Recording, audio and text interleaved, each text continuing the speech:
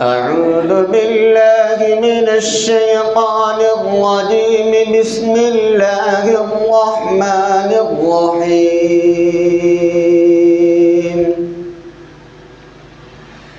يا أيها الذين آمنوا لا تكونوا كالذين آذوا موسى فبرأه الله مما قالوا وكان عند الله وجيها. يا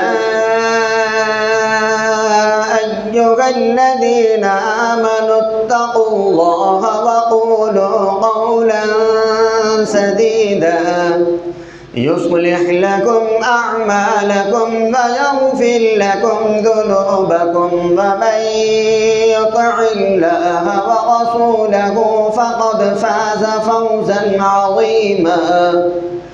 إنا عرضنا الأمانة على السماوات والأرض والجبال فأبين أن يحملنها وأشفقن منها وحملها الإنسان